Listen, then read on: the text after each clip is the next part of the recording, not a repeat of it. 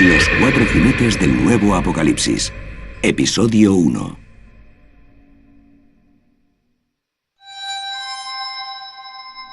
No vamos a hablar de conspiraciones. No vamos a extender el miedo. No vamos a culpar ni a banqueros ni a políticos. Vamos a cuestionarnos los sistemas que hemos creado y a proponer posibles reformas. A través de los siglos, los sistemas se han modificado, manipulado e incluso corrompido para favorecer los intereses de unos pocos. Nosotros hemos ido asimilando todos estos cambios, y como el ser humano puede adaptarse a prácticamente cualquier medio, aquello que nos ha permitido sobrevivir es aquello que también nos ha aprisionado.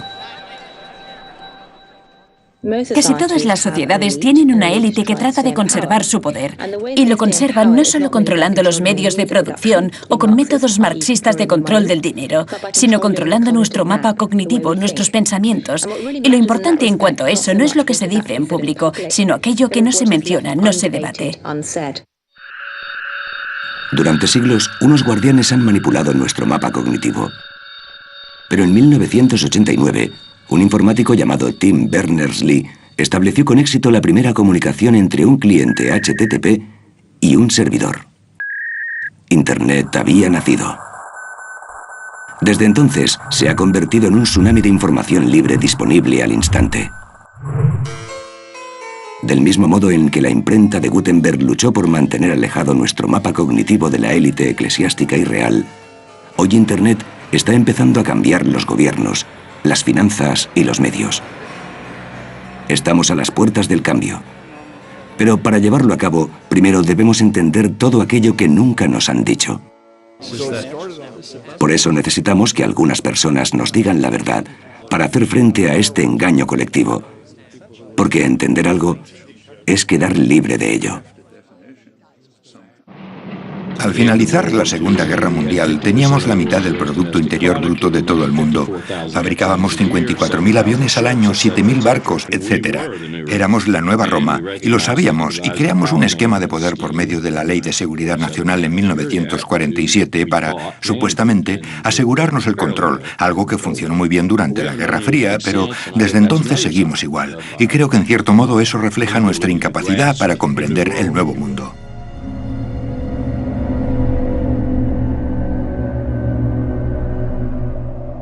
Los imperios no tienen fecha concreta de principio y final, pero tienen un final. Y Occidente aún no ha asumido que su supremacía está en decadencia.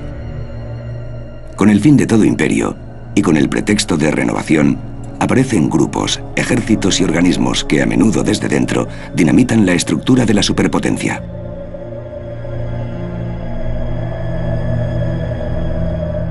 En su ensayo El destino de los imperios, el militar, diplomático, viajero y comandante general Sir John Gladd analizó el ciclo vital de los imperios y encontró importantes similitudes entre todos ellos.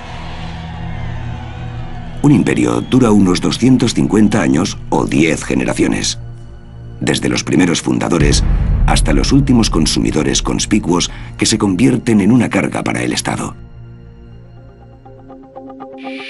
La vida de un imperio se compone de 6 fases. La fase de los fundadores, la fase de las conquistas, la fase del comercio, la fase de la abundancia, la fase de la razón y finalmente el pan y circo de la fase de decadencia. Toda fase de decadencia comparte rasgos comunes. Un ejército indisciplinado y sobrealimentado. Una excesiva ostentación de la riqueza. Una brecha abismal entre ricos y pobres. Un deseo de vivir en un país abotargado. Y una gran obsesión por el sexo.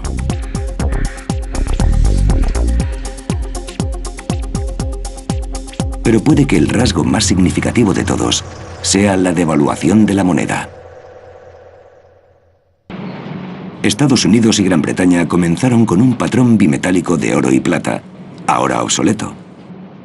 Roma no fue diferente. Sentó unos cimientos muy sólidos con el patrón de plata. Pero a medida que iba cayendo más y más, el denario romano llegó hasta el punto de convertirse en moneda de cobre que se empezó a chapar en plata, cuya circulación fue un éxito. Y al final, a todos los senadores cuyo único propósito fue representar al pueblo, solo les interesaba representar a los que se enriquecían desde arriba. La fortuna de un gran imperio siempre reluce, pero más allá de las apariencias, el ansia desenfrenada de dinero, poder y posesiones materiales da lugar a que el deber y el servicio público sean usurpados por líderes e individuos que ambicionan grandes botines. Según la historia, todos los signos de la caída del imperio están empezando a descubrirse, algunos más graves que otros. La actual crisis financiera y económica, o lo que sea, evidencia la caída del imperio. Los romanos tenían a los gladiadores como entretenimiento, y los políticos sabían que esto era así. Cuando el pueblo estaba molesto, hacían grandes eventos, organizaban un nuevo evento con un montón de gladiadores. Nosotros lo hacemos todos los días, es un rasgo común en los imperios en declive. Hoy en día, en los Estados Unidos, por ejemplo, encontramos muchísimos programas de televisión que distraen a la gente de lo que realmente está ocurriendo. Los deportes son un claro ejemplo de ello, igual que cuando estaban los gladiadores. Básicamente, nos han inducido al letargo, y nosotros lo hemos aceptado. Al igual que las estrellas deportivas de hoy ganan grandes cantidades de dinero, también lo hacían los aurigas romanos. En el siglo II, uno llamado Gaius Apuleius Diocles amasó una fortuna de 35 millones de sestercios en premios, lo que hoy serían varios miles de millones de dólares. Curiosamente, hay otra profesión que se ensalza cuando un imperio cae.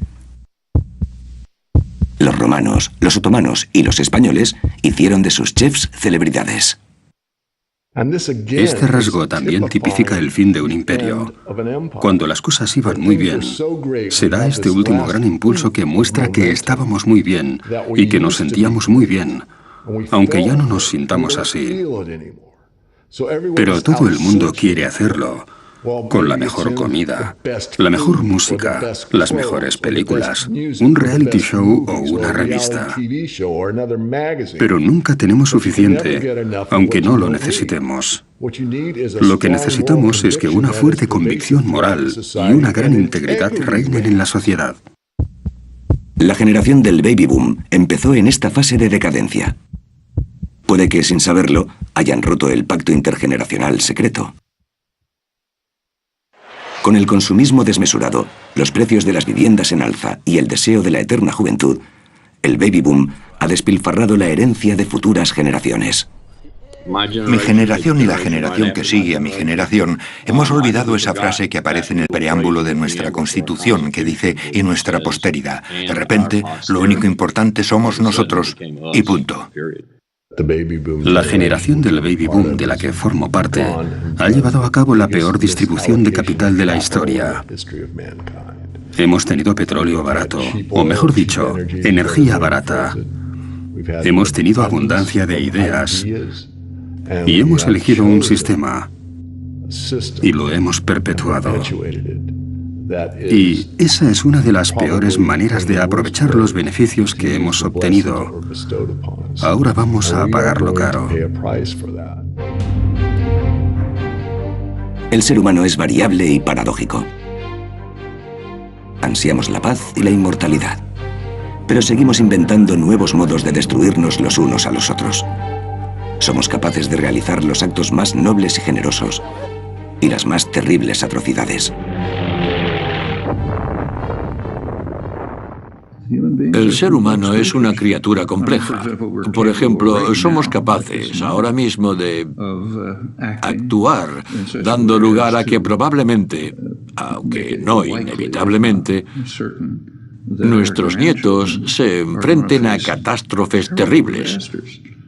Y somos conscientes de que con nuestro comportamiento aumentamos esa probabilidad, por mucho que queramos a nuestros nietos.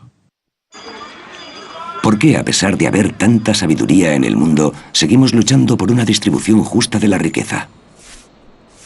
¿Cómo es que la raza humana ha desarrollado este sistema imperfecto cuyo gobierno y economía solo benefician a una minoría a costa de la mayoría?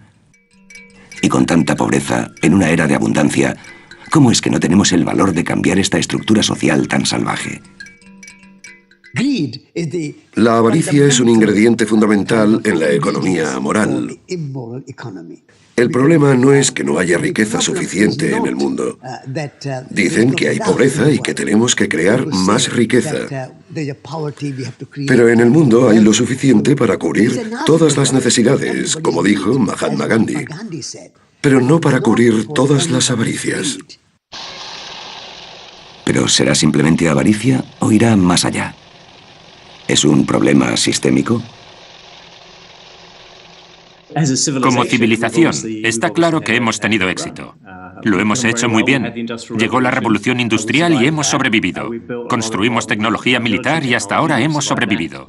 Hemos construido un sistema bancario y estamos intentando sobrevivir, pero sí que hemos tenido éxito. Es como si por haber trabajado en Wall Street durante 7 años hubiera experimentado lo mismo que aquellos que trabajan en una planta procesadora de carne y se hacen vegetarianos. Porque trabajando en Wall Street ves como bancos como Goldman, JP Morgan y otros hacen dinero y cuando ves dinero te pones enfermo. Yo creo que si la gente supiera hasta dónde es capaz de llegar el sistema bancario, como dijo Henry Ford, habría una revolución mañana mismo. Lo cierto es que la mayoría de gente piensa que lo que hacen los bancos es prestarle el dinero que otra persona ha metido previamente en el banco. Pero lo que realmente hace un banco comercial es sacar dinero de la nada y dártelo prestado con intereses. Si yo hiciera eso, si fabricara dinero en mi propia casa, se llamaría falsificación. Si un contable saca dinero de la nada en una empresa, se llamaría manipular las cuentas. Pero si un banco lo hace, es perfectamente legal. Y mientras permitamos que el fraude sea legal, podrán aparecer todo tipo de problemas en el sistema económico y no podremos hacer nada. Los bancos privados sacan dinero de la nada y lo prestan con intereses. ¡Qué cosa tan absurda! Cuando enseño a los adolescentes cosas sobre dinero y bancos y cómo los bancos nunca se lo creen, tienes que explicarlo una y otra vez. Sí, los bancos fabrican el dinero, así funcionan. Y es algo absurdo. Y hacen bien al poner en duda que eso sea lo que está pasando, pero lo es. Si el lobby bancario es muy fuerte, dirán, no queremos cambiar el sistema porque estamos haciendo mucho dinero con él.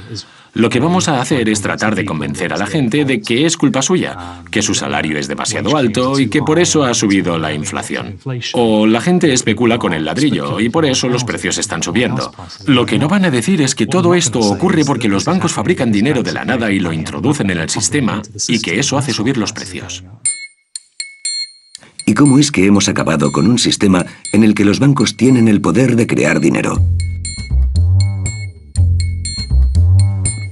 Desde 1971, cuando el presidente Nixon eliminó en Estados Unidos lo que quedaba del patrón de oro, el mundo empezó a operar bajo un sistema monetario llamado fiat. El dólar, la libra, el euro, todas son monedas fiat de los gobiernos. Fiat es una palabra latina que significa hágase. Según la ley, el dinero es la moneda del gobierno. De hecho, sin ese respaldo legal y sin el hecho de que debamos pagar impuestos con ese dinero, ese billete de dólar o ese dígito que representa un dólar no tendrían sentido. Solo el gobierno tiene el poder de emitir dinero fiat. Pero los bancos pueden fabricarlo a través de préstamos. Durante los últimos 40 años, desde que este sistema de dinero fiat se convirtiera en la norma internacional, el suministro de dinero ha crecido de forma exponencial. De hecho, hemos visto el mayor crecimiento del suministro de dinero de la historia. Pero, ¿quién se beneficia? Por supuesto, aquellos que tienen el poder de emitir dinero, los gobiernos y los bancos. Luego están las empresas e individuos que reciben el dinero de primera mano. Pueden gastarlo antes de que suban los precios de lo que quieren comprar y reflejen el nuevo dinero en circulación. En otras palabras, obtienen servicios, productos o bienes baratos. Pero pronto los precios suben, por lo que los propietarios de bienes, como casas o acciones, verán ganancias sin apenas haber hecho mejoras en la empresa o casa en cuestión. Lo más probable es que esto lleve a burbujas especulativas. Pero ¿qué pasa con los que están al final de la pirámide? aquellos cuyo salario es fijo o aquellos que viven en zonas aisladas o que no tienen ahorros. Cuando este dinero recién fabricado llega a sus manos, los precios de las cosas que quieren comprar ya han subido y sus ahorros pierden valor y sus sueldos permanecen inalterados. En algunos casos tienen que pedir créditos para poder permitirse cosas que antes sí se podían permitir, lo que significa que deberán devolverlo a los bancos. En realidad, el proceso de fabricar dinero solo redistribuye la riqueza desde el final hasta la punta de la pirámide. Y así, el creciente abismo entre ricos y pobres se hace cada vez más grande y más grande. Si eliminas el patrón del oro y estableces el sistema fiduciario como moneda combinado con un sistema bancario con reserva fraccionada, acabas generando una deuda más rápidamente de lo que puedes producir dinero para soportar esa deuda. De ese modo, vuelves a la esclavitud de la deuda. Eso es lo que pasa en Estados Unidos. Por cada dólar de Producto Interior Bruto, por ejemplo, en Estados Unidos se crean 5,5 de deuda. Porque eso es lo que ocurre cuando la economía se da la vuelta y naufraga. Y por supuesto que la solución del gobierno ante estos problemas es básicamente generar más deuda. Una moneda que no funciona nunca es suficiente. Puedes seguir imprimiendo hasta el infinito, pero no puedes imprimir la riqueza y no puedes saldar una deuda adquiriendo más deudas. Si la riqueza se pudiera imprimir, Zimbabue sería el país más grande y próspero del mundo. Sabemos que esto no funciona. De todo el dinero que hay en el mundo, el 97% es deuda.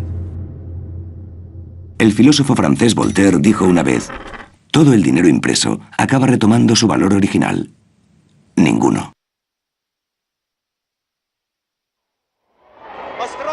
Durante 3 generaciones, el mundo fue testigo de la lucha entre el capitalismo y el comunismo. Pero en 1980, la economía rusa empezó a derrumbarse. La Unión Soviética se rindió y el famoso capitalismo empezó a imperar.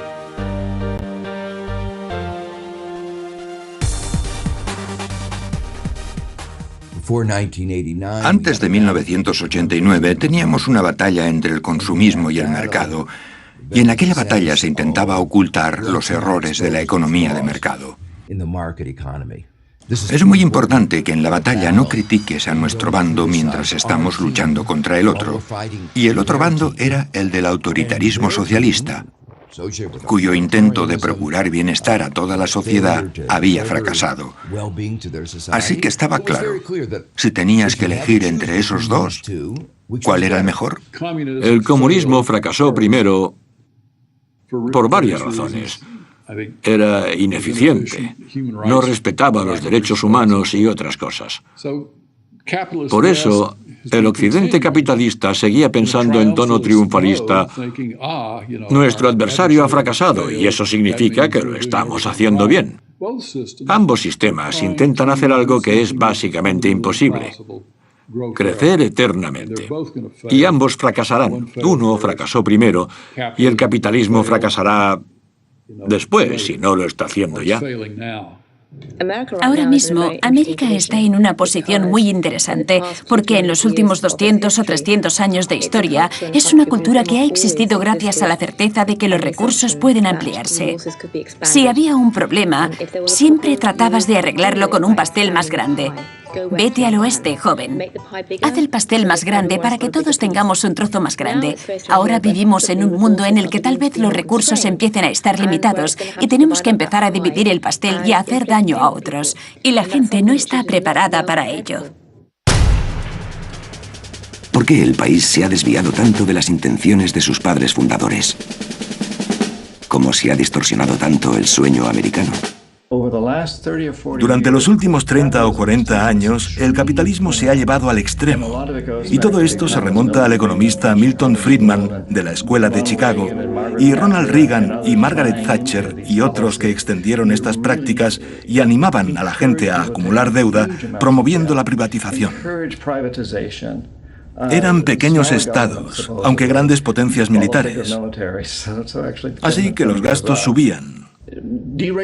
Con la liberalización, eliminaron toda norma que debían seguir los directivos de las instituciones, sobre todo las grandes empresas. Es como si nos hicieran creer que esas personas que dirigen las grandes empresas no necesitan ninguna regulación, que son una especie de dioses. Milton Friedman, sus protegidos, los Chicago Boys, y su ideología neoclásica fueron un azote para la economía clásica y se convirtieron en los pioneros de lo que hoy llamamos capitalismo. Hay dos principales enfoques económicos que determinan cómo el ser humano controla el mundo y distribuye la riqueza. Son la escuela clásica y neoclásica. La escuela clásica favorece una mínima intervención gubernamental y más autonomía personal, y reconoce que el ser humano no puede seguir adelante sin recursos naturales. La escuela neoclásica, que desprecia los recursos naturales, defiende que el gobierno debe controlar la economía, resolver problemas sociales y dejar que el mercado libre se ocupe de la distribución de la riqueza. La escuela neoclásica surgió hace unos 100 años con ánimo de proteger los bienes personales de unos pocos. Esto significa que los modelos matemáticos neoclásicos están aislados de la realidad. Se basan en lo que debería ser, en vez de en los modelos clásicos que se basan en lo que realmente es. Estos modelos neoclásicos son los que favorecen a las grandes empresas y que se han empleado para legitimar la financiarización de la economía mundial. Liderada por Ronald Reagan y Margaret Thatcher, la economía neoclásica sigue imperando en las políticas actuales. La revolución Reagan, como se llama en Estados Unidos, o la revolución Reagan-Thatcher, como se denomina mundialmente, supuso un gran cambio en la estructura de poder y un intercambio de oportunidades y de riqueza. No es que los pobres se lo hayan dado a los ricos, sino que fue una transferencia entre privilegiados, de modo que el sector financiero en particular, en Estados Unidos, por ejemplo, aunque también en Reino Unido y otros países, empezó a generar muchos más beneficios y los salarios base del sector mejoraron de forma homogénea. Se incrementaron. Nos centramos en las primas, pero también una transferencia desde la parte no financiera de la economía hacia la parte financiera de la economía que no tiene precedentes en cuanto a los datos que disponemos. Y hablo de toda la historia.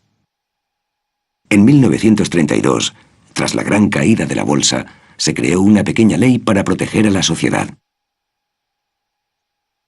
La ley Glass-Steagall se introdujo para separar la banca comercial de la banca de inversión.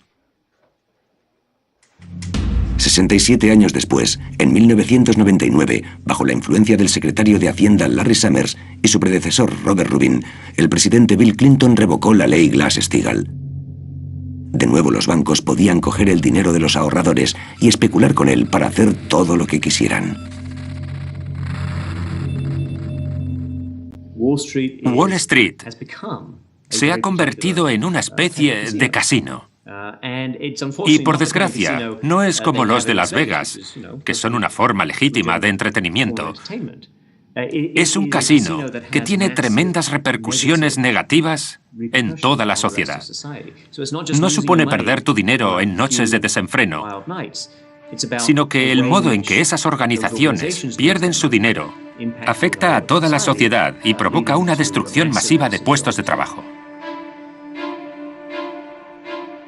Este derroche de apuestas empujó al sistema financiero internacional muy cerca del colapso. Con balances y obligaciones de deuda mayores que el Producto Interior Bruto de países enteros, los bancos se han hecho demasiado grandes como para fracasar. Occidente no estaba preparado y los banqueros se reunieron con los desorientados gobernantes. Tenemos que salvarnos. Necesitamos dinero. Si no nos dais el dinero, todo se vendrá abajo. ¿Y qué haréis con esas decenas de millones de personas que van a perder todos sus ahorros? Será toda una revolución. Haced aparecer el dinero. Prestadnos el dinero. Sacadlo de la nada y devolvédnoslo para que solucionemos nuestros problemas y no nos vengamos abajo.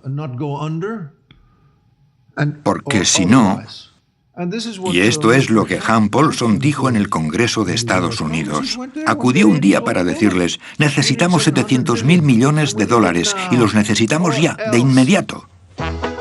¿Es este sistema que llamamos capitalista realmente capitalista?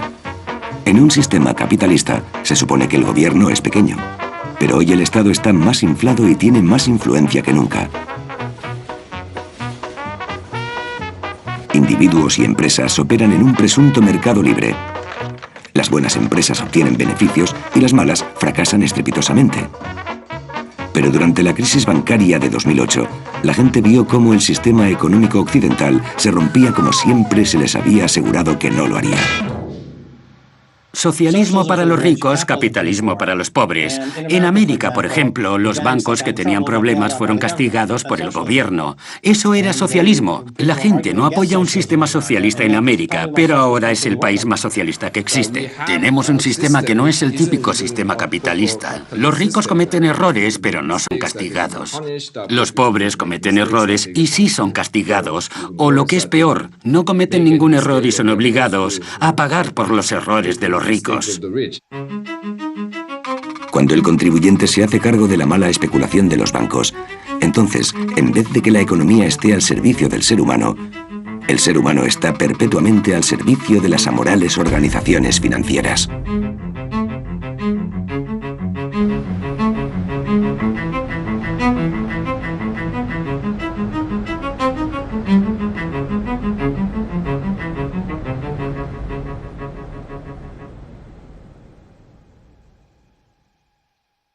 Continuará.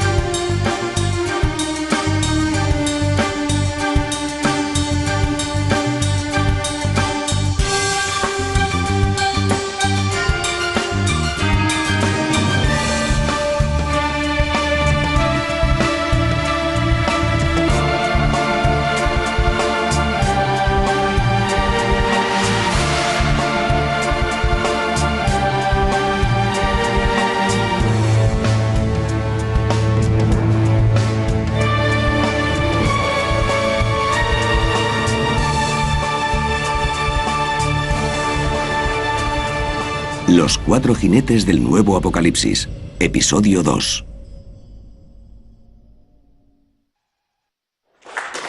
Fue el director del Banco de la Reserva Federal, Alan Greenspan, quien tras el 11 de septiembre reventó los tipos de interés para promover los créditos. Los banqueros necesitaban nuevos participantes para mantener el flujo económico en un sistema que se había convertido en un juego piramidal global. Todo este dinero recién creado se destinó al mercado inmobiliario y provocó una inflación sin precedentes. Los precios subieron cada vez más. Las madres primerizas volvieron a trabajar para poder pagar hipotecas interminables y el sueño angloamericano empezó a basarse en la especulación inmobiliaria. El mercado inmobiliario occidental no tiene que ver con la propiedad. El mercado inmobiliario occidental existe para que la gente de a pie salga adelante, porque la gente de a pie no llega a fin de mes.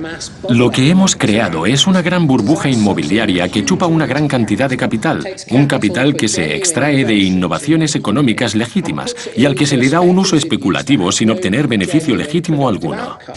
Resulta curioso al hablar con alemanes, por ejemplo, que ellos no vean la relación entre sobre adquirir una propiedad y su inclinación hacia la democracia. Hay mucha gente aquí que vive de alquiler y están muy cómodos así. Pero es cierto que en contextos diferentes, el señor Reagan y la señora Thatcher animaron a la gente a comprar casas, y eso es parte del problema. Porque si animas a la gente a que compre sin estar preparada, si les haces sacar dudosas hipotecas sin siquiera saber dónde se están metiendo, puedes tener grandes efectos adversos.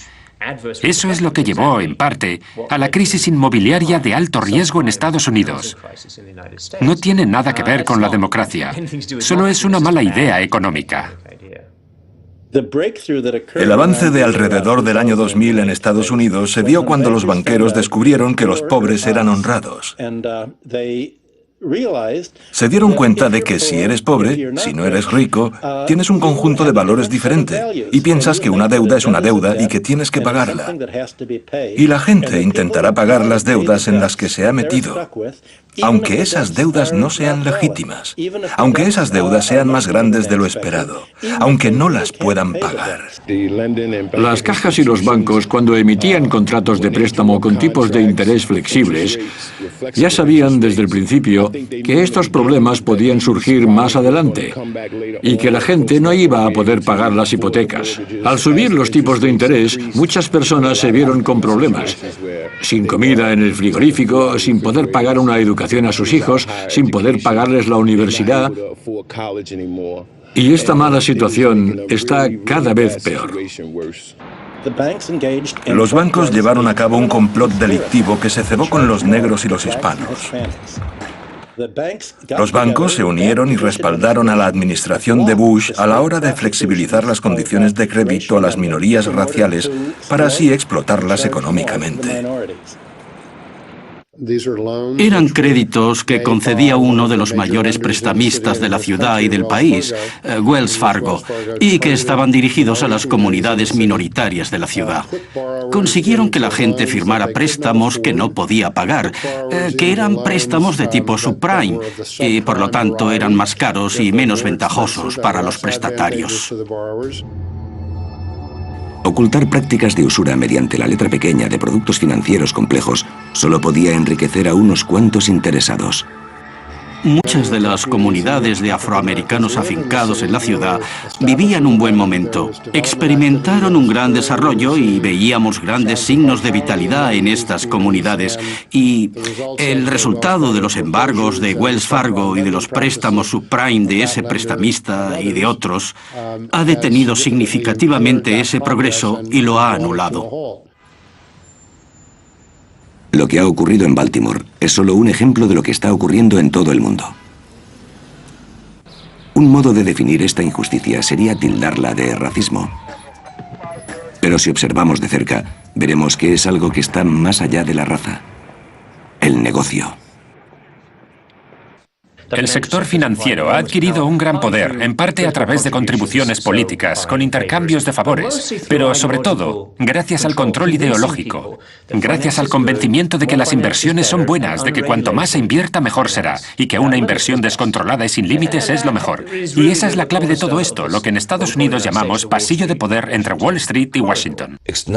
No es un sistema de democracia sana el hecho de que una empresa o un grupo de empresas, una industria, diga: nuestros intereses son más importantes que los intereses del país. ¿Cómo es posible? Muy fácil. Es gracias al papel del marketing y la publicidad en la estructura política de América. Tenemos una democracia imperfecta. Es una oligarquía avanzada, en el sentido de que su mecanismo de control principal es el de convencer a la gente de que realmente necesita, por ejemplo, los 6 grandes bancos de Estados Unidos, tal y como son hoy en día, con su gran falta de regulación. Si no los tuviéramos, si quisiéramos cambiar la situación, pasarían miles de cosas horribles. Pero esto no es un chantaje. Suena a chantaje. Pero ellos te convencen de que no es un chantaje, sino que el mundo es así y no lo podemos cambiar. Dios mío, tenemos que ayudarles. Muy inteligente. El gobierno central es el más influyente en el sistema bancario comercial. Cuando dices que quieres regular el gobierno central, estás diciendo que el sector financiero y Wall Street deberían autorregularse. Y Wall Street tendrá supremacía ante cualquier jefe de Estado, mientras toleremos esa supremacía de Wall Street ante las autoridades, mientras los inspectores de los bancos provengan de los propios bancos. Pero así dejan de denominarse inspectores. Es desregulación. Y llamarlo regulación en vez de desregulación es recurrir al doble pensar orwelliano. En la democracia es el pueblo el que gobierna. En la plutocracia son los ricos los que gobiernan. En un régimen plutocrático cualquiera, la desigualdad económica es alta. La movilidad social es baja. Y como el pueblo llano está continuamente explotado, es imposible para los trabajadores salir de la pobreza. La lucha por el sufragio universal a principios del siglo XX abolió un sistema en el que los votos de los ricos tenían más valor que los de los pobres. Pero hoy en día las influencias le han puesto un precio a eso y han reducido la estructura política americana hasta convertirla en una institución legal al servicio de los ricos. La maquinaria de Goldman Sachs emplea sus beneficios para comprar influencias en Washington, para legislar de modo que sea más fácil ganar dinero en Wall Street, para después poder comprar más influencias en Washington. Por tanto, es una maquinaria autoalimentada de un modo ilícito y que sigue creciendo como un parásito en la economía y matando al portador. Famoso por hacer el trabajo de Dios, Goldman Sachs es uno de los bancos de inversión más influyentes del mundo. Chicos, no podéis estar aquí. En Goldman Sachs son muy eficientes en lo que hacen. Su trabajo consiste en hacer dinero. Y ellos hacen que ladrones como Willie Sutton parezcan simples aficionados. Son unos grandes ladrones, pero son legales. El sistema los respalda. En los últimos años han estado vendiendo valores de hipotecas que ellos sabían que no tenían valor, pero se los vendían a clientes ignorantes a los que les sacaban un montón de dinero. Mientras tanto, saben que van a fracasar porque saben que sus prácticas son tóxicas. Saben que va a ocurrir debido a los impagos y a muchas otras cosas con la gran aseguradora AIG, que tenía asegurado a Goldman Sachs contra el fracaso de sus prácticas. Durante el colapso del subprime americano, los inversores de Goldman, Michael Swenson y Joyce Birnbaum ganaron $4.000 millones con la venta corta de hipotecas basura. Respaldados por Dan Sparks, se denominaron Big Short y dejaron en la estacada a sus propios clientes. El senador Cal Levin citó al director ejecutivo de Goldman Sachs, Lloyd Blankfein, para que testificara bajo juramento en una sesión extraordinaria. Se ha hablado mucho sobre la supuesta venta corta de Goldman Sachs en el mercado inmobiliario de Estados Unidos. Lo cierto es que durante 2007 y 2008 no hemos experimentado una cantidad significativa de ventas cortas en productos inmobiliarios. No hemos hecho venta corta masiva en el mercado inmobiliario ni tampoco hemos perjudicado a nuestros clientes. En 2007, The Big Short le aportó miles de millones de dólares a Goldman. Y hasta ahora se han lavado las manos tras este atraco masivo. Ahora han vuelto más fuertes que nunca, más ricos que nunca, y con los mayores beneficios de la historia, con grandes primas. Les va genial. Y casi todo lo que han hecho, puede que todo lo que hayan hecho, no haya aportado ningún beneficio a la economía. ¿Quién se niega a que la gente con verdadero talento gane una fortuna cuando aportan algo nuevo y valioso al mundo? Cuando ponen en riesgo su propio dinero. Y lo que hacen beneficia a la población. ¿Y cuántos ciudadanos de a pie han obtenido verdadero beneficio con el plus de un banquero? En el escenario sagrado de la Catedral de San Pablo de Londres, el vicepresidente y portavoz de Goldman Sachs, Lord Griffiths, expresó lo que realmente piensan algunos banqueros. El devoto cristiano defendía los pluses abusivos. No me siento desgraciado, tengo esperanza. Y creo que debemos tolerar la desigualdad como una vía para conseguir una mayor prosperidad y oportunidades para todos. Un principio cristiano fundamental, como también lo es del Islam, así como del judaísmo, es que la riqueza debe compartirse, el dinero debe compartirse. No te lo puedes quedar para ti solo, y de ahí surgen muchas ideas sobre justicia y economía y todo eso. Pero ya no es así. La gente cada vez acumula más y más. Y para mí es asqueroso ver cómo la gente pierde su casa, su trabajo, y que no puede pagar la hipoteca a banqueros que han cometido un gran error y que después han cobrado grandes primas. Lo siento, pero está mal. Y no entiendo por qué no nos escandalizamos más con eso. Cuando la gente rica te dice que, concretamente ellos, se han hecho ricos por medio de estos atroces mecanismos de estafa, es un simple autobombo que deberíamos rechazar. Es cierto que al organizar una sociedad humana, algunos se adelantan y otros se quedan atrás. Es un mecanismo natural. Pero decir, vaya, debemos tener desigualdad para que Goldman Sachs pueda organizarse de este modo, no tiene ningún sentido. ¿En qué situación, en qué punto entra la moralidad en cuestiones económicas? En cierto modo, mucha gente piensa que Adam Smith nos dio carta blanca, nos enseñó a no pensar en la moralidad, porque lo que Adam Smith decía era que los individuos que buscan el beneficio propio son guiados por una especie de mano invisible para crear bienestar en la sociedad. Sin embargo, Adam Smith no dijo nada de eso, porque Adam Smith era muy consciente de que una acumulación de negocios iba contra el interés público y hacía subir los precios. Era consciente del monopolio, era consciente de la importancia de la educación que el sector privado no podía facilitar, y él mismo era consciente de todas las limitaciones, pero sus descendientes modernos han olvidado todas estas advertencias. Adam Smith fue el padrino de la economía clásica, pero desde su publicación su trabajo se ha usado como pelota política, y los financieros han tergiversado sus palabras a su antojo. Lord Griffiths aboga por el libre albedrío y defiende la idea de que si los banqueros se hacen ricos, nosotros también nos haremos ricos por medio de un proceso conocido como teoría del chorreo o teoría del caballo y el gorrión.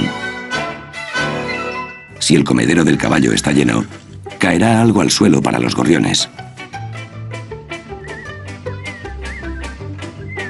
La idea es que la riqueza extrema concentrada en una pequeña minoría acabará salpicando al resto. Pero esto no funciona, porque en el momento en el que el dinero llega al final de la pirámide económica, ya ha perdido todo su valor adquisitivo.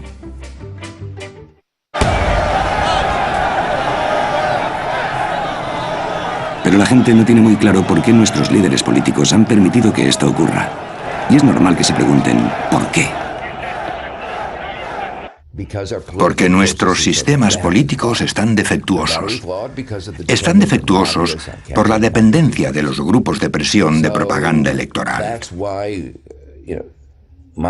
Por eso, mi opinión y la de mucha gente es que debemos reestructurar nuestros sistemas políticos para darle más voz al ciudadano de a pie y menos voz a los grupos financieros y económicos, a aquellos que han ejecutado nuestro código tributario y nuestras leyes, etc.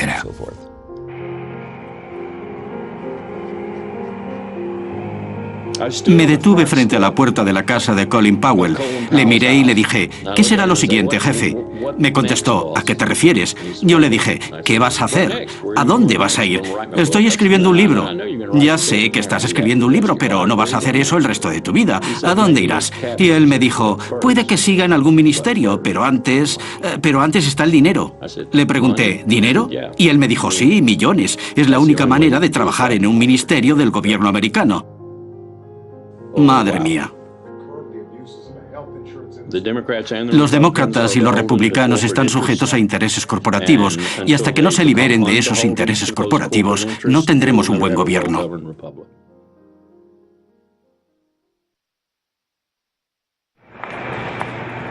La injusticia inherente de nuestro sistema monetario, bancario y político no solo ha tenido consecuencias en el país, sino a escala internacional.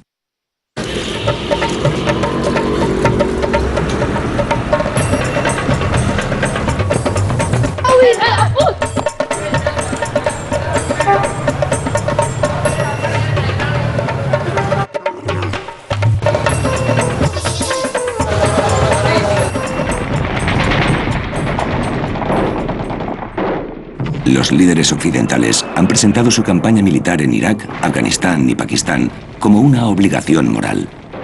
¿Pero hay otros motivos? El primer beneficiario financiero de la política exterior de América es el ejército.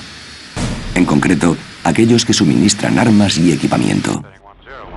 El ejército ha ganado guerras, pero ¿cuánto éxito ha tenido en su afán por erradicar el terrorismo?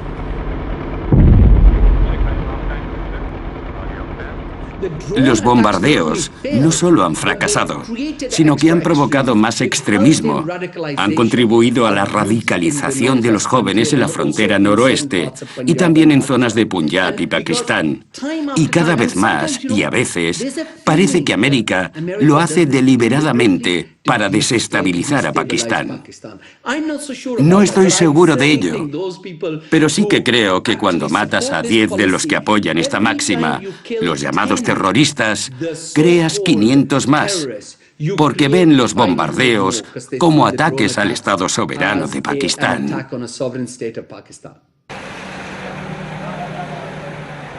Después del ejército, los siguientes beneficiarios económicos son aquellos que obtienen las licencias de reconstrucción. En Occidente la gente incluso se alegra cuando oye que Estados Unidos está generando decenas de miles de millones de dólares nuevos construyendo en países en vías de desarrollo. Pero muchas veces no parece conseguir lo que anuncia. ¿Hay otros motivos para ayudar a estos países? Nosotros, los sicarios económicos, hemos levantado el primer imperio mundial de la historia, y lo hemos hecho sin ningún ejército. Trabajamos de diferentes maneras, pero puede que la más común sea invadir países del tercer mundo que tienen recursos codiciados por nuestras empresas, como el petróleo, y ofrecer un enorme préstamo a ese país por parte del Banco Mundial o alguna de sus filiales. Sin embargo, el dinero nunca llega a ese país, sino que va a esas empresas para construir infraestructuras allí, centrales eléctricas, autovías, polígonos industriales y cosas que benefician a las pocas familias ricas de ese país, además de a nuestras empresas, pero que no ayudan a la mayoría de la gente en absoluto. Son demasiado pobres para pagar electricidad o conducir coches por la autovía, y no están formados como para trabajar en los polígonos industriales, pero tienen una deuda inmensa. Infraestructuras que han supuesto grandes préstamos del Banco Mundial y del FMI y que han sido creadas por los países occidentales. Todo se ha hecho para beneficiar a la élite y al sistema feudal, pero no para beneficiar al pueblo.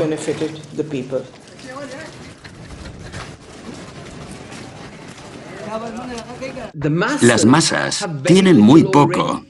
Así que los terratenientes que tienen la infraestructura y que ganan dinero con esa infraestructura que hacen en las carreteras, ellos sí que ganarán.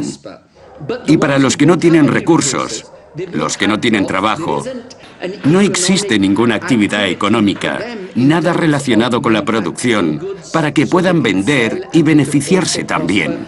Si no lo tienen, ¿qué hacen? Recurren a los talibanes porque ven que el enemigo se acerca para llevarse lo poco que tienen.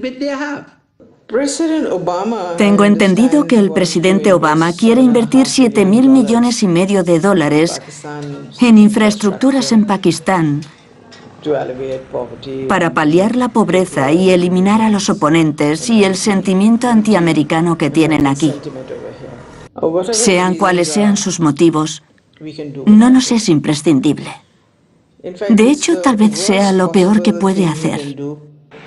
Este tipo de ayuda va a ser un estorbo. Va a empeorar las cosas porque va a imponer rasgos artificiales en zonas rurales. ¿Habrá alguna ayuda exterior de Estados Unidos puramente altruista? ¿Hasta qué punto le influyen los bancos y las empresas que se enriquecen gracias a ella? La obsesión americana por la democracia está plagada de contradicciones, y la principal es que proclaman la democracia a punta de pistola y que se enfrentan a regímenes que son democráticos, pero no lo son al gusto de América. Así que esta idea de que América ha promovido el capitalismo liberal también está plagada de contradicciones, porque lo cierto es que las empresas americanas, en concreto las financieras, tienden a ganar más dinero cuando los países están al borde del cambio. Y en parte, quieren mercados que estén cambiando estructuralmente, pero que no sean demasiado libres o demasiado transparentes, ya que ganan dinero cuando los mercados son más bien opacos. Unos pocos están ganando mucho dinero, sin siquiera tener que enfrentarse o ser conscientes de las consecuencias de sus acciones.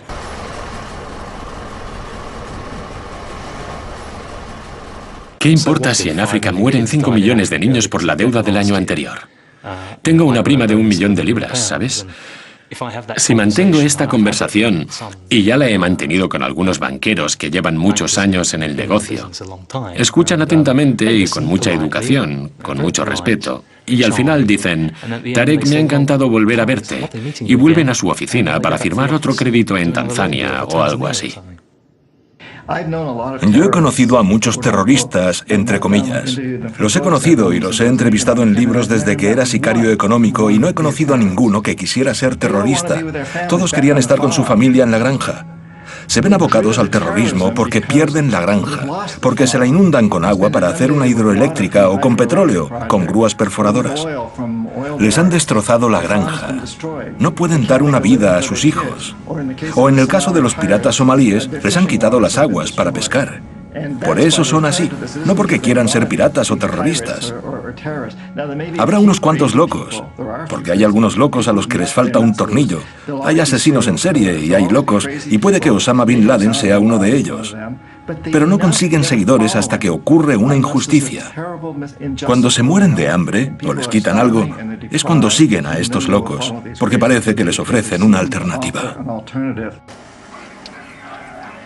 ¿Qué significa realmente la palabra terrorista?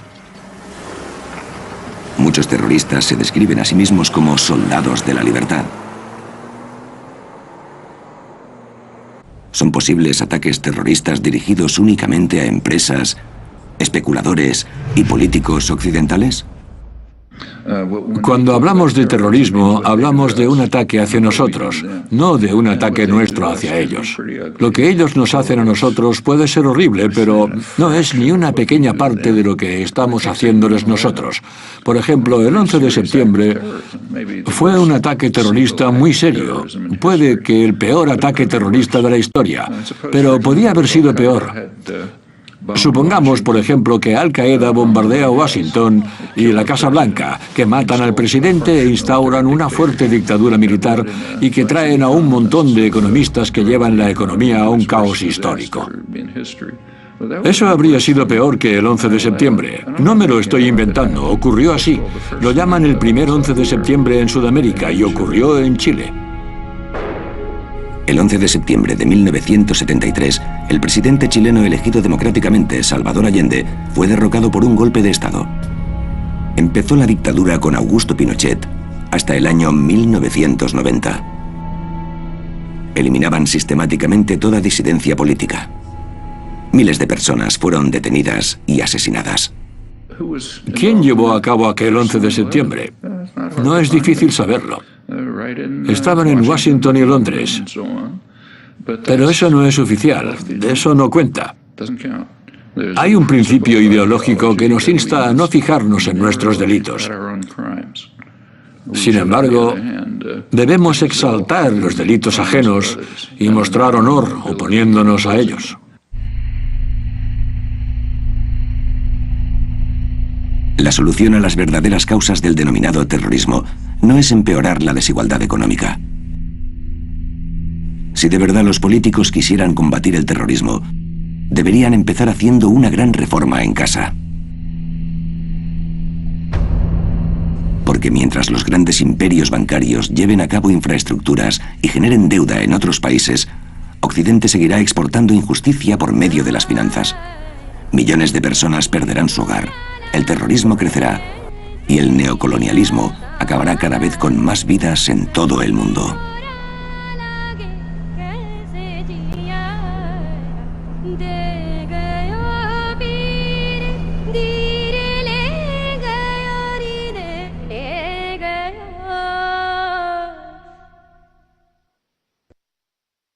Continuará.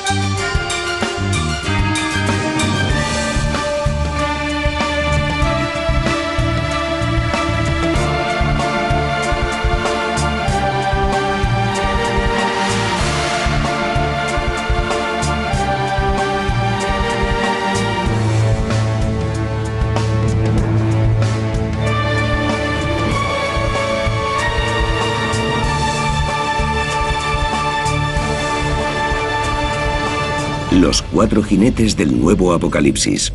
Episodio 3. Lo que ha ocurrido es que hemos pasado de un mundo vacío a un mundo relativamente lleno. Que antes estaba vacío de nosotros y de nuestras cosas, y ahora está lleno de nosotros y nuestras cosas. Desde que yo nací, la población mundial se ha triplicado. Y la población de otras cosas, coches, casas, barcos, todas estas cosas han supuesto una carga para el medio ambiente, al igual que los seres humanos. Pero se han multiplicado mucho más. Así que el mundo está lleno de lo que podríamos llamar riqueza artificial. Y cada vez está más vacío de lo que antes sí había, lo que llamamos riqueza natural. Somos la primera generación que habita un mundo rico y desarrollado, los que hemos visto el final de los beneficios del crecimiento económico. Durante siglos, la mejor manera de mejorar la calidad de vida del ser humano ha sido aumentar las posesiones materiales. Y eso es lo que ha mejorado la esperanza de vida y lo que ha aumentado la felicidad y otros indicadores del bienestar. Sin embargo, ahora todas esas cosas se han desligado del crecimiento económico. Lo paradójico es que cuanto más crecemos, más pobreza creamos. Nuestro egoísta sistema económico parece que nunca consiga perfeccionarse. Por eso, mientras seguimos saqueando la riqueza natural de la Tierra, ¿será el momento de replantearnos nuestro concepto occidental de progreso? Del mismo modo en que el baby boom ha fracasado en salvaguardar las generaciones futuras, nuestra obsoleta mentalidad ansiosa por agotar el planeta podría tener nefastas consecuencias. Nuestra coyuntura económica promueve la ley del más fuerte, competitividad y confrontación, mientras que el progreso que el ser humano ha conseguido a través de milenios se ha basado siempre en la cooperación. En todas las especies, en casi todos los animales, existe un gran conflicto potencial. Porque en todas las especies, todos sus miembros tienen las mismas necesidades. Por eso pueden surgir pugnas por conseguir alimento, refugio, nidos, territorio y parejas sexuales. Todas esas cosas. Pero el ser humano siempre ha tenido la otra opción. Tenemos la opción de recurrir a nuestra capacidad de apoyo, amor, ayuda y cooperación, y en mayor medida que cualquier otro animal. Por eso, los demás pueden ser lo mejor o lo peor. Tú puedes ser mi peor enemigo o mi mejor punto de apoyo. En una sociedad progresista, para cubrir nuestras necesidades comunes económicas, sociales y culturales, debemos cambiar la globalización por la localización. Los beneficios de un sentido compartido de la comunidad, de la responsabilidad y de la voluntad en un mundo guiado por la producción y no el consumo, conducirían a la felicidad y a la satisfacción. De hecho, debemos preguntarnos, ¿nos hace felices nuestro estilo de vida consumista? Si estuviéramos viviendo en el siglo XIX y alguien nos dijera que 100 años después la gente iba a vivir con toda esta riqueza y comodidad, ya sabes, con calefacción central y con la capacidad de tirar toda esa comida que tiramos, imaginaríamos un estado de extraordinaria armonía social y un mundo de color de rosa. Y es muy interesante el contraste entre, digamos, el éxito material de nuestras sociedades y su fracaso social. El crecimiento de la economía exige que hagamos del consumo un modo de vida. Todos aspiran a morir con los mejores caprichos, y comprar ha sustituido la satisfacción espiritual. No es de extrañar que las ventas de los antidepresivos se hayan disparado.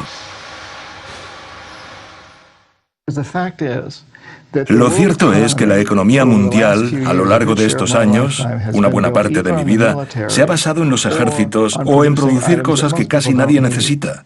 Y que tampoco quiere, si me apuras, pero todos debemos tenerlas.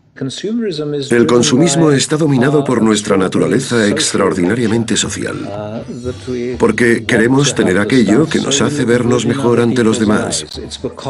Porque nos vemos a través de los ojos de los demás, de sus sentimientos de vergüenza u orgullo y puede que de envidia o algo parecido. Por eso los bienes son solo un medio para, digamos, mediar entre unos y otros en esta jerarquía tan alienada. Las verdaderas víctimas han sido las relaciones humanas, la vida en familia. Cosas que nos importan de verdad. Al fin y al cabo, lo único que hace feliz al ser humano no es el dinero. Y está muy claro que, pasado cierto nivel de riqueza, los beneficios son escasos. Lo que realmente nos da la felicidad es la gente. Pero eso está perdiendo valor durante los últimos 30 años. Confiamos menos en los demás. Tenemos menos interacción con los demás. Nos unimos menos, nos casamos menos y el matrimonio peligra más que nunca. Y todas las asociaciones que representan un afecto humano permanente e incondicional están debilitadas. Y esta es la verdadera herencia de los últimos 30 años. Y en cierto modo tenemos que reponernos y volver a humanizar nuestras vidas. De lo contrario, no solo seremos desagradables, salvajes y toscos, sino que nos quedaremos solos. Para encontrar un propósito en la vida, tienes que ser tú mismo. No importa la imagen exterior que te construyas, mientras sea algo positivo que la sociedad persigue. Pero tiene que ser tu imagen exterior y no la interior, porque si miras dentro de ti, mirarás al abismo, como decía Nietzsche, y acabarás cayendo en él.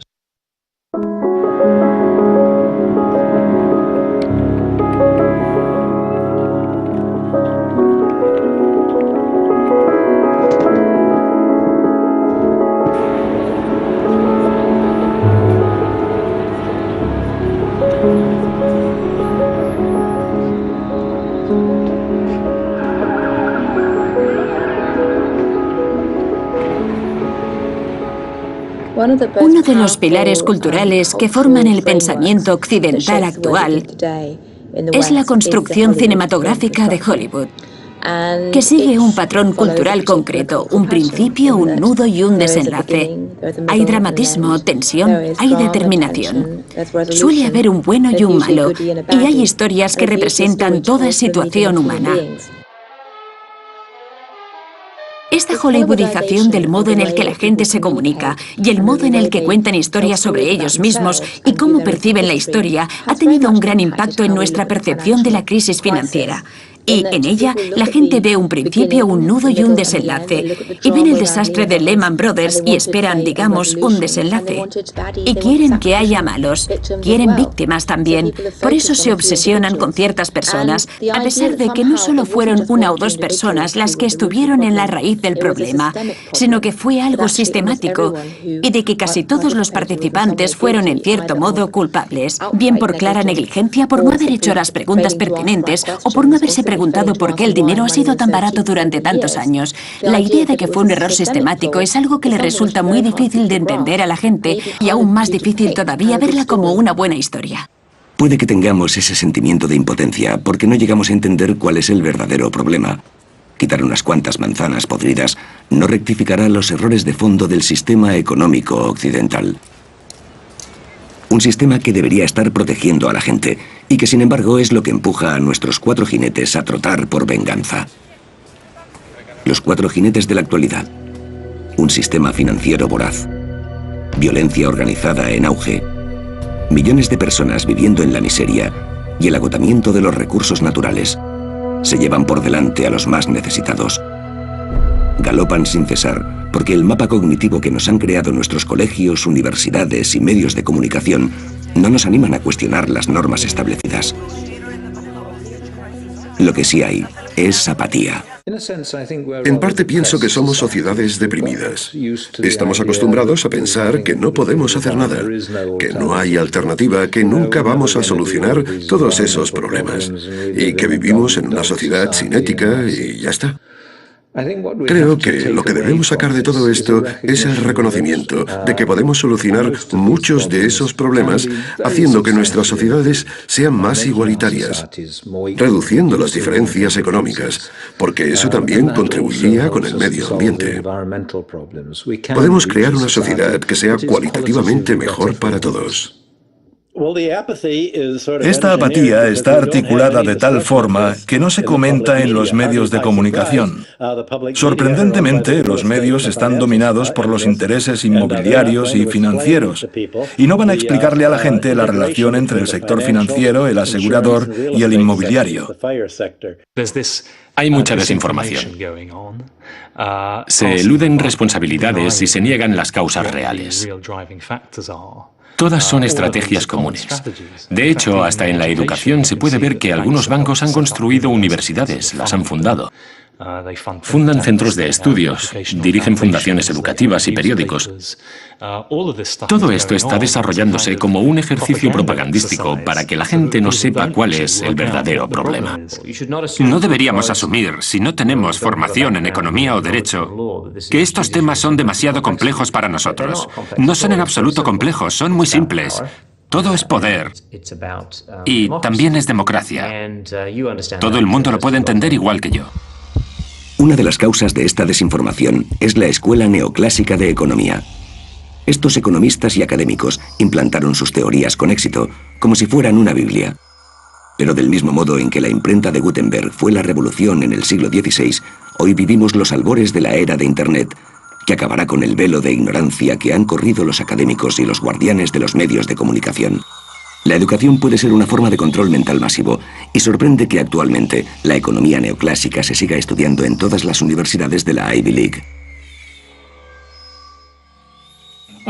Yo recibo cartas de estudiantes de departamentos de economía de otras universidades. Están estudiando sus carreras, pero me dicen, he leído tal y tal artículo tuyo y eso es lo que me interesa de verdad. Estoy estancado en esta universidad en la que no he podido hablar de eso con nadie. ¿Qué me aconsejas? ¿Qué debo hacer? Es que muchas veces vas a tener que oponerte a lo que te enseñan. Algunas enseñanzas son útiles. Sigue aprendiendo. Y también debes seguir aprendiendo para conocer a tu enemigo. Un individuo puede que no sea capaz de cambiar el sistema, pero puede cambiar él mismo. Si no tenemos acceso a una buena formación, tendremos que llevar a cabo la nuestra. Y un buen comienzo puede ser volver a estudiar a los economistas clásicos, además de algo que pocos se cuestionan, pero que nos afecta a todos: nuestro sistema monetario. Si el sistema monetario mundial no se reforma, entonces estaremos abocados al fin de la civilización industrial. No diré que la humanidad va a acabarse, pero sí que nuestro mundo, tal y como lo conocemos, va a estallar, porque no puede funcionar con dinero fiat. Y ninguno de los responsables quiere admitirlo, pero es así. El dinero fiat es una ley artificial de la cual se ha abusado. ¿Hay alguna forma monetaria que no haya sido impuesta por el hombre? Al comparar la ley natural y el oro, yo describiría el oro como una forma natural de dinero. Todo el oro que ha sido extraído a lo largo de la historia sigue existiendo y está por encima de cualquier valor. Si juntáramos todo ese oro, ocuparía la superficie de 2 piscinas olímpicas y media. La clave está en que este oro se revaloriza en un 1,75% al año, lo que es similar al crecimiento de la población del Nuevo Mundo y también es parecido al crecimiento de nueva riqueza. El resultado de todo esto es que la adquisición de oro tiene una gran fiabilidad a largo plazo, debido a que la ley de la oferta y la demanda está muy equilibrada. Para conseguir la libertad, el ser humano tiene que asegurar su dinero, y el oro es el único modo de conseguirlo, porque solo el oro está exento del control de los políticos. Con los procesos monetarios artificiales modernos, ha surgido un exceso de deuda crónico en todos los estratos de la sociedad. Hoy la deuda se considera normal, pero no lo es. Es una forma de esclavitud. Pero ¿cuántos cuestionamos nuestra deuda? ¿Qué deberíamos hacer con ella? El ejemplo más claro y actual de cancelación de deuda fue el milagro económico alemán de 1947. Los aliados cancelaron todas las deudas nacionales e internacionales alemanas, exceptuando las deudas que los patrones debían a los empleados en las últimas semanas y una cantidad mínima que todo el mundo pudiese tener en el banco para comprar comida durante unas semanas. Todos acataríamos las 5 o 6 páginas que componían la reforma financiera de 1947 en Alemania. Sería borrón y cuenta nueva. Eso significa que todo el mundo tendría su propiedad libre de deuda. El problema era que te quitaban los ahorros para contrarrestar la deuda.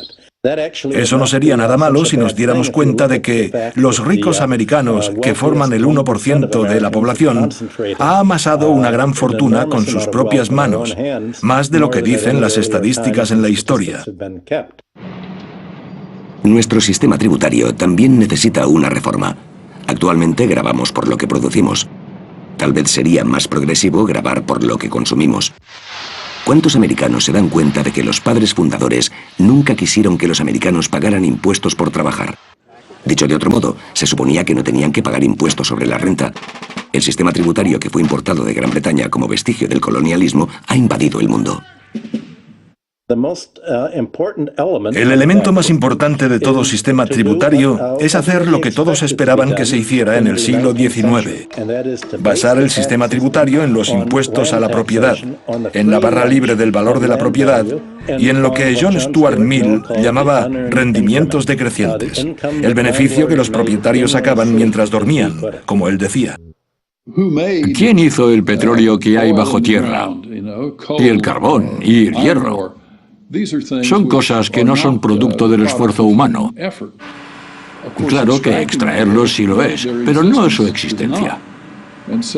Por eso los beneficios que dan los recursos naturales son una gran fuente de impuestos. Nadie los ha fabricado, así que cuando los grabas, provocas que los demás los usen con más eficiencia.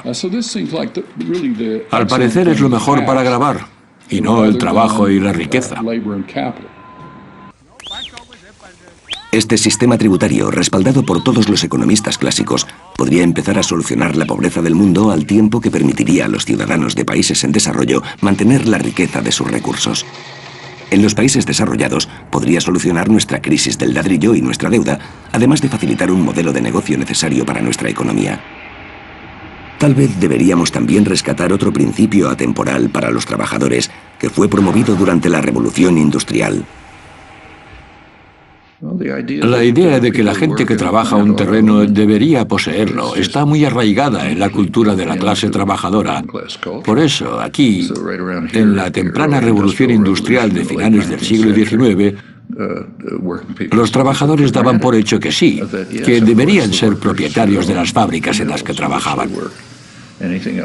Y cualquier otra cosa sería un ataque a los derechos humanos como ciudadanos libres. También daban por hecho que el trabajo retribuido no distaba mucho de la esclavitud. Solo se diferenciaba en que era temporal. Luego podía ser libre. Y una de las formas de ser libre era ser propietario de tu terreno. No era un punto de vista muy raro, era el punto de vista de Abraham Lincoln. De hecho, era uno de los principios del Partido Republicano a finales del siglo XIX. Ha costado muchísimo sacar esas ideas de la cabeza de la gente, pero siguen estando ahí, siguen siendo importantes.